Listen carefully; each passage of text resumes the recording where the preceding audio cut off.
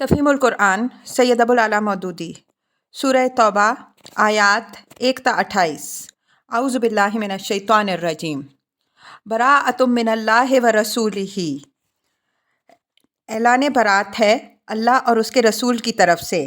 تفسیر: جیسا کہ ہم سورہ کے دباچے میں بیان کر چکے ہیں، یہ خطبہ رکوع 5 کے آخر تک 9 ہجری میں اس وقت نازل ہوا جب نبی صلی اللہ علیہ وسلم حضرت ابوبکر صدیق رضی اللہ عنہ کو حج کے لیے روانہ کر چکے تھے۔ ان کے پیچھے جب یہ نازل ہوا تو صحابہ کرام رضی اللہ عنہم اجمعین نے حضور صلی اللہ علیہ وسلم سے عرض کیا کہ اسے ابوبکر صدیق رضی اللہ عنہ کو بھیج دیجئے تاکہ وہ حج میں اس کو سنا دیں، لیکن آپ صلی اللہ علیہ وسلم نے فرمایا کہ اس معاملے میں اعلان میری طرف سے میرے ہی گھر کے کسی آدمی کو کرنا چاہیے۔ چنانچہ آپ صلی اللہ علیہ وسلم نے حضرت علی رضی اللہ عنہ کو اس خدمت پر مامور کیا اور ساتھ ہی ہدایت فرما دی کہ حاجیوں کے مجمع عام میں اسے سنانے کے بعد حسب سیل 4 باتوں کا اعلان بھی کر دیں۔ نمبر 1، جنت میں کوئی ایسا شخص داخل نہ ہوگا جو دین اسلام کو قبول کرنے سے انکار کرے۔ نمبر 2، اس سال کے بعد کوئی مشرک حج کے لیے نہ آئے۔ نمبر 3، بیت اللہ کے گرد براہنہ طواف کرنا ممنوع ہے۔ نمبر 4، جن لوگوں کے ساتھ رسول اللہ صلی اللہ علیہ وسلم کا معاہدہ باقی ہے، یعنی جو نقض عہد کے مرتکب نہیں ہوئے ہیں، ان کے ساتھ مدت معاہدہ تک وفات کی جائے گی۔ اس مقام پر یہ جان لینا بھی فائدے سے خالی نہ ہوگا کہ فتح مکہ کے بعد دور اسلامی کا پہلا حج 8 ہجری میں قدیم طریقے پر ہوا، پھر 9 ہجری میں یہ دوسرا حج مسلمانوں نے اپنے طریقے پر کیا اور مشرکین نے اپنے طریقے پر۔ اس کے بعد تیسرا حج 10 ہجری میں خالص اسلامی طریقے پر ہوا اور یہی وہ مشہور حج ہے جسے حجۃ الوداع کہتے ہیں۔ نبی صلی اللہ علیہ وسلم پہلے 2 سال حج کے لیے تشریف نہ لے گئے۔ تیسرے سال جب بالکل شرک کا استحصال ہو گیا تب آپ صلی اللہ علیہ وسلم نے حج ادا فرمایا۔ اِلَى الَّذِينَ عَاهَدتُّم مِّنَ الْمُشْرِكِينَ، ان مشرکین کو جن سے تم نے معاہدے کیے تھے۔ تفسیر: سورہ انفال آیت 58 میں گزر چکا ہے کہ جب تمہیں کسی قوم سے خیانت، نقض عہد اور غداری کا اندیشہ ہو تو علل اعلان اس کا معاہدہ اس کی طرف پھینک دو اور اسے خبردار کر دو کہ اب ہمارا تم سے کوئی معاہدہ باقی نہیں ہے۔ اس اعلان کے بغیر کسی معاہدہ قوم کے خلاف جنگی کارروائی شروع کر دینا خود خیانت کا مرتکب ہوگا۔ اسی ضابطۂ اخلاقی کے مطابق معاہدات کی منسوخی کا یہ اعلان عام ان تمام قبائل کے خلاف کیا گیا جو عہد و پیمان کے باوجود ہمیشہ اسلام کے خلاف سازشیں کرتے رہے تھے اور موقع پاتے ہی پاس عہد کو بالائے طاق رکھ کر دشمنی پر اتر آتے تھے۔ یہ کیفیت بنی کنانہ اور بنی زمرہ اور شاید ایک آدھ اور قبیلے کے سوا باقی تمام ان قبائل کی تھی جو اس وقت تک شرک پر قائم تھے۔ اس اعلان برات سے عرب میں شرک اور مشرکین کا وجود گویا عملاً خلاف قانون ہو گیا اور ان کے لیے سارے ملک میں کوئی جائے پناہ نہ رہی، کیونکہ ملک کا غالب حصہ اسلام کے زیر حکم آ چکا تھا۔ یہ لوگ تو اپنی جگہ اس بات کے منتظر تھے کہ روم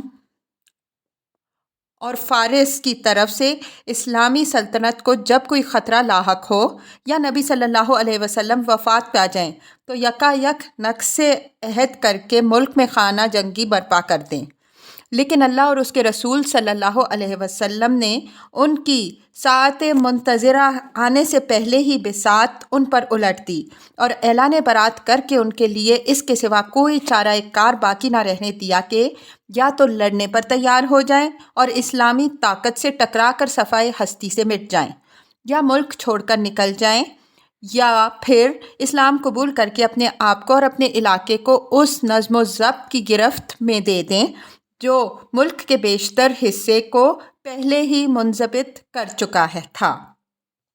اس عظیم الشان تدبیر کی پوری حکمت اسی وقت سمجھ آ سکتی ہے جب کہ ہم اس فتنہ ارتداد کو نظر میں رکھیں جو اس واقعے کے 1.5 سال بعد نبی صلی اللہ علیہ وسلم کی وفات پر ملک کے مختلف گوشوں میں برپا ہوا اور جس نے اسلام کے نو تعمیر کسر کو یکلخت متزلزل کر دیا۔ اگر کہیں 9 ہجری کے اس اعلان برات سے شرک کی منظم طاقت ختم نہ کر دی گئی ہوتی اور پورے ملک پر اسلام کی قوت ضابطہ کا استیلا پہلے ہی مکمل نہ ہو چکا ہوتا تو ارتداد کی شکل میں جو فتنہ حضرت ابو بکر صدیق رضی اللہ عنہ کی خلافت کے آغاز میں اٹھا تھا، اس سے کم از کم 10 گنی زیادہ طاقت کے ساتھ بغاوت اور خانہ جنگی کا فتنہ اٹھتا، اور شاید تاریخ اسلام کی شکل اپنی موجودہ صورت سے بالکل ہی مختلف ہوتی۔ فَسِیحُوا فِی الْأَرْضِ أَرْبَعَةَ أَشْہُرٍ، پس تم لوگ ملک میں 4 مہینے اور چل پھر لو۔ تفسیر: یہ اعلان 10 ذی الحجہ 9 ہجری کو ہوا۔ اس وقت سے 10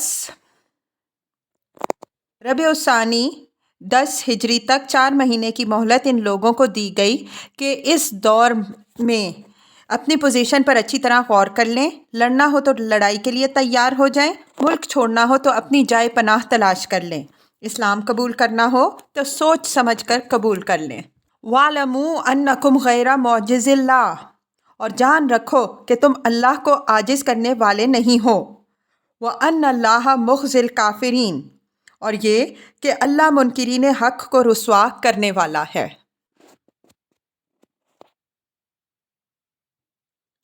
وَأَذَانٌ مِّنَ اللَّهِ وَرَسُولِهِ إِلَى النَّاسِ يَوْمَ الْحَجِّ الْأَكْبَرِ، اطلاع عام ہے اللہ اور اس کے رسول صلی اللہ علیہ وسلم کی طرف سے حج اکبر کے دن تمام لوگوں کے لیے۔